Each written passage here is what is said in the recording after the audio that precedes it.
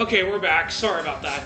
I really need to find my be right back screen so I can put that up instead of just putting my my thing that I put up after stream. Sorry about that.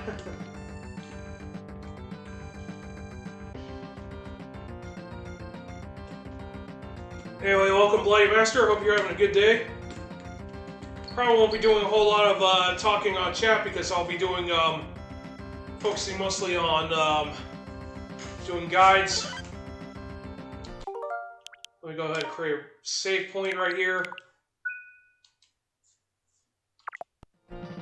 Okay, we're back and live. Anyway, this is RotorStorm331 back to doing more guides for Rival Turf as requested from someone from Speedruns.com. These guides are well, they're not going to be perfect, but I'm hoping it helps people get interested in learning how to run the game with Rival Turf. And even if people don't understand one darn thing I say, I just hope the gameplay kind of matches it. So anyway, by the time you get past round 5, we make it to Joe Cal's turf of their base of operations where they make their super drugs and whatnot, and we're going to put an end to their scheme. So first things first, just go over here and we start fighting enemies. So we're going to be fighting 2 bullets and a case to start off with, and that'll end with Reggie coming in. Just wipe them out and just play very carefully against the Reggies, as you do with the skinnies. So once these guys go down, the wall opens up and it exposes the laboratory. So we got another round of case and bullets. Not surprisingly, we're gonna be dealing with all the enemies from Joe Cal, because their turf's being invaded and they want to make sure that we don't succeed in ruining their plans. So anyway, just wipe out these enemies pretty quickly as possible. Whether it be by throws or whatever, just do whatever it takes. So anyway, we're coming to the boss rush first. We got a refight with Genie. Just make sure you do chain resets right here.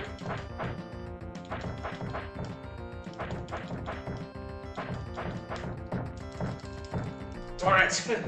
Normally I would have Genie be before Bullet starts attacking me, but technically that's the general way of defeating Genie for the refight. Thankfully he's a throwaway, but from here on out it starts getting difficult. Anyway, round 2 is pretty much, this second part right here gets pretty difficult. Anyway, if you're low on health at this point, just take this hidden chicken that's behind this wall.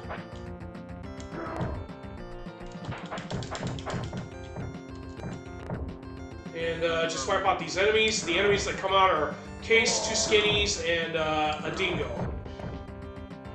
This is the final area where Dingo makes his appearance. So, unfortunately for him, he wasn't able to hit me with all 4 of those kicks, thanks to the throw animation. So we're waiting for Dingo to come right back. For the most part, we want to make sure we're above or below the dingoes whenever possible. Same goes with the warriors. So this area right here is the final time we actually get to deal with these enemies, because once we're done, we don't have to deal with them again. So anyway, just I play it safe here and just use throws.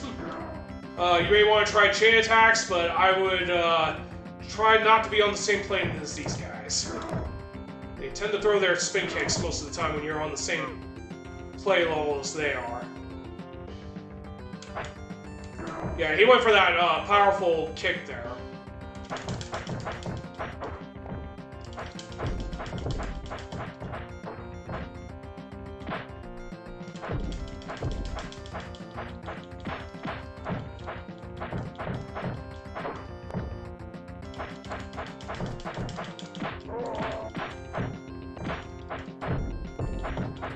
Ooh! Almost got an infinite on that dynamite thrower. But anyway, you do not want to be hit by the dynamites. They got very huge hitboxes. Ooh, we actually got that Gigani hit with it. Nice. Anyway, let's get rid of Skinny so he doesn't hit us with more of that. But anyway, just fight off the Skinnies and the Giganes and Gnarls as best as possible. That's actually the final time we don't have to deal with those guys now. Ooh, almost got hit there.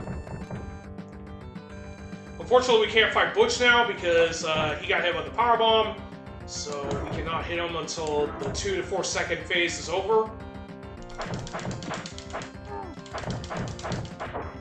Ooh, that was good.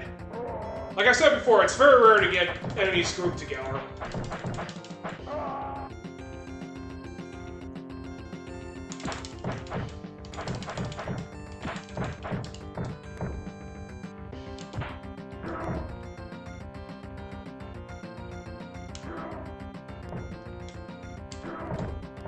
I don't think so, Slasher.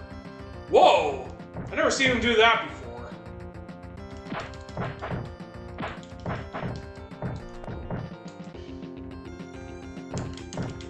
Oh, we actually made him skip the second phase. Nice. That's something I'll have to remember. Now, one thing we do need to keep in mind, though, is that Slasher will not... Even if Slasher goes down, his minions will still be here. So, that's an important thing to keep in mind, because you do not want him to be... you gotta defeat these guys in addition to beating Slasher.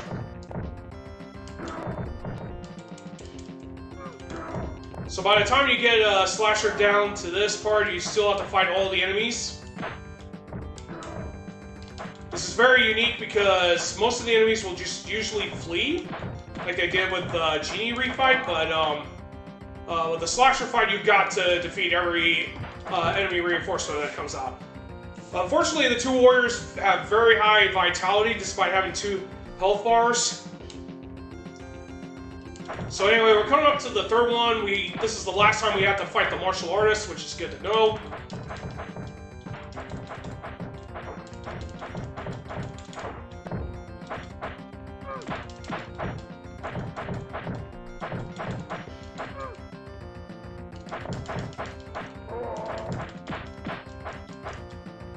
What are you going to do, Kato? But anyway, just pick your spots and you should do just fine. So anyway, we're coming up to Iceman. He plays way differently than the first one. Like, he'll phase in and out.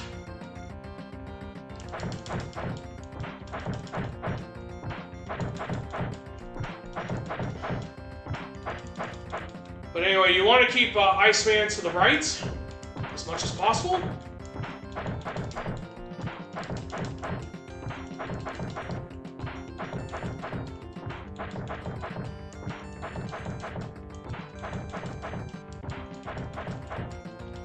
Oh, no, he got me. I was kind of hoping to hit him with a run attack.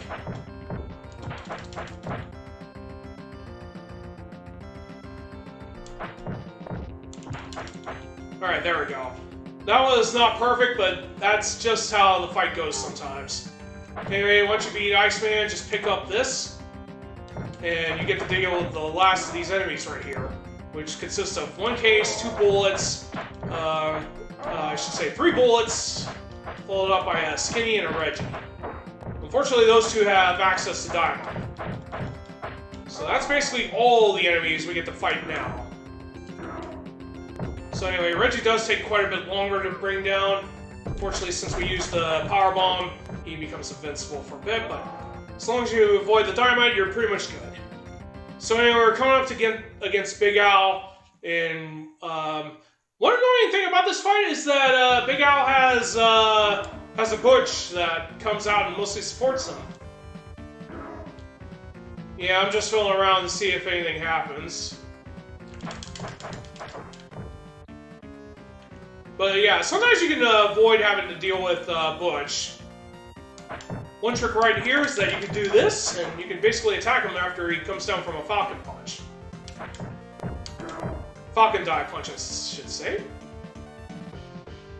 He uses projectiles, so you use run and attack when he comes up. So if he goes red, that means he'll be invincible until he runs out. So basically you want to keep away from him as much as possible. His only offense is the throw. He uses that projectile and Falcon Dive. If you don't want to fight him fairly like this, just stick to throws. That way you can just basically get him to bait him out. So if he goes red, just move up and down the planes to force him to waste out his time. So once he goes back to normal, just hit him with a run attack.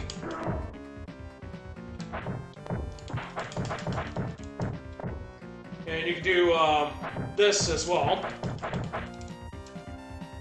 Whew, got lucky there.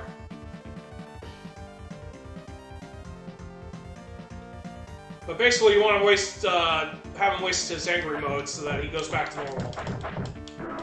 Now, you can also do this as well. It is a little risky if he decides to grab you and whatnot, which he does right here. But technically, the fight with Big Al is pretty easy once you figure it out. As long as you bait him into wasting his angry mode, that's pretty good. We'll do the throw, and that's pretty much it for Stage 6 and Big Al as a result. Now, a fun tidbit about Rival Turf is that Big Al is actually the father of Jack Flack, aka Rick Norton. He's known as Kintark in the Japanese version. They edited out a ton of stuff when they brought this over to the States. Not to mention, even though this ending says he's going to rebuild his gang and everything, that doesn't happen. It's actually the polar opposite, where he, due to his interest in becoming a very strong fighter, he winds up going into crime to basically create the drug that would give him incredible strength. But he winds up dying in this game as a result of taking that drug. And in the Japanese version, he basically tells Norton not to follow the same path he did and go into the underworld, criminal underworld and everything. And unfortunately, we also found out that not only is Norton Kintark Norton's father, but we also learned that he's also Heather's father as well. So by the time that scene goes to an end, they're basically mourning Kintark's death, with Bill saying that that his son will carry on his legacy in his heart. And they actually show a cutscene of a small scene of the three of them standing over Kintark's body, slumped on the chain ceiling. Chain link wall, I should say. But yeah, despite the fact this being a high score game, this is pretty much more or less than weapons and ammunition. So of course, when you're doing speedruns on this game, you do not want to be prioritizing the score. All right, so that covers tutorials for each of the 6 stages, as well as the boss fights associated with it. Sorry if it's not very notifiable. I think there would be others that could describe it a little bit better than I do. But even if you don't understand my words, if you saw what I did just now, that would probably be your tutorial pretty much as to how I do it.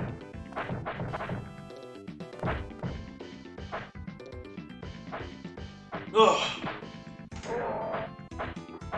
Oh man. I think I'm gonna go ahead and